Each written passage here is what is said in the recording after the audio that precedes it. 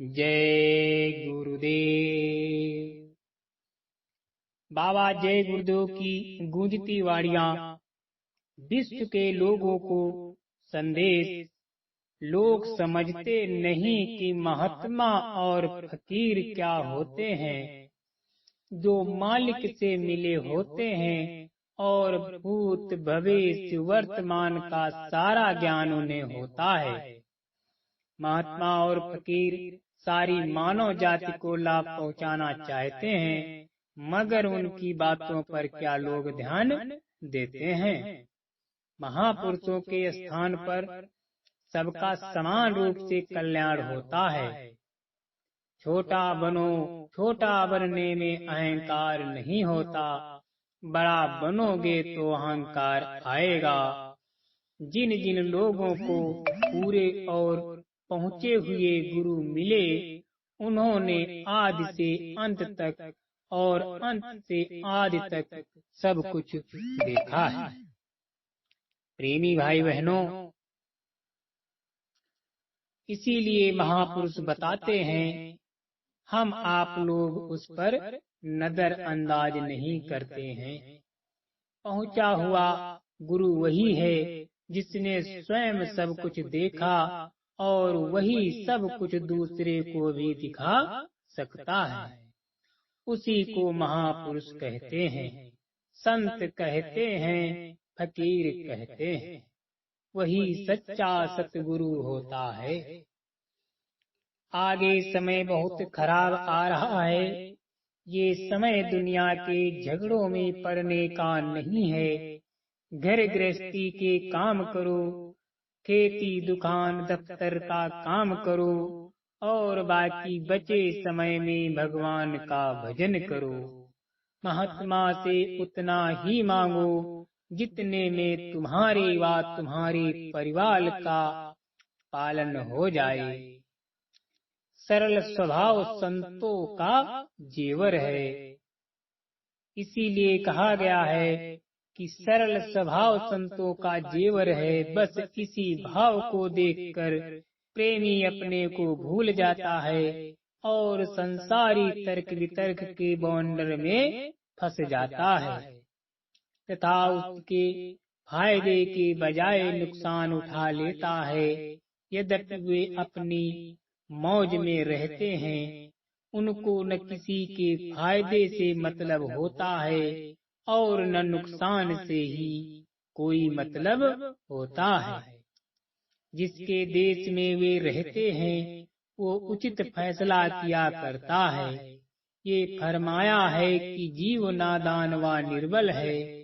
जिस प्रकार पानी का ढरकाव सदैव नीचे की ओर रहता है, उसी प्रकार ये भी गंदगी और बुराइयों की ओर झुक जाता है।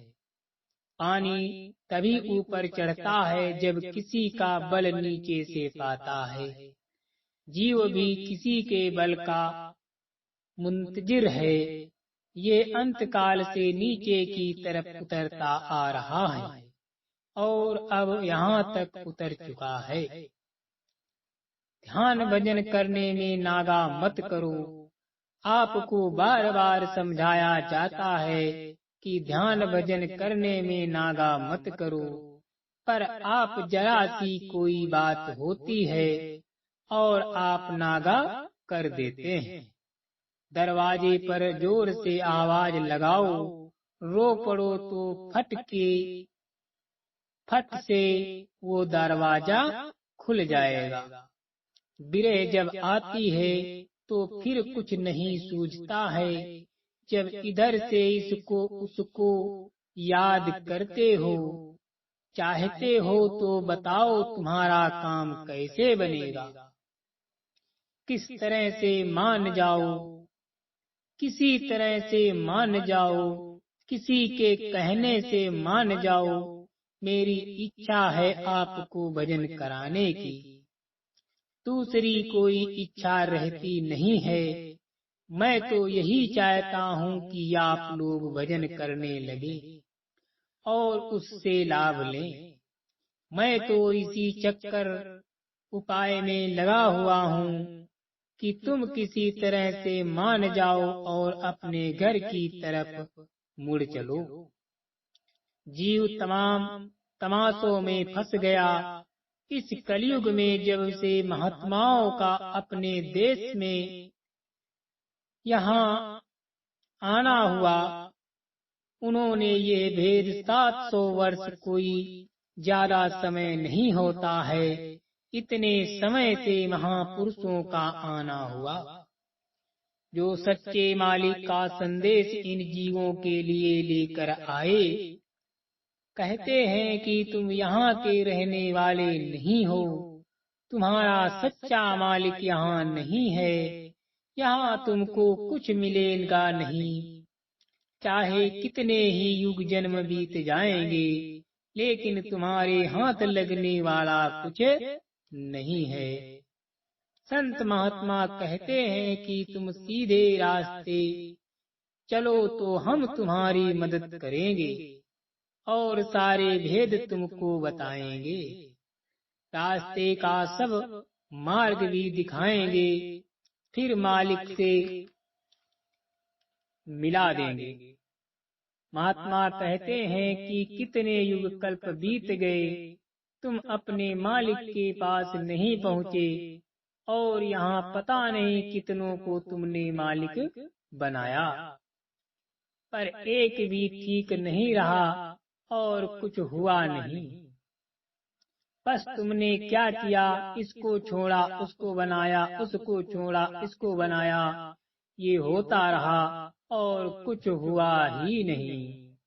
न हमने उनका साथ दिया, न वो हमारे साथ रहा।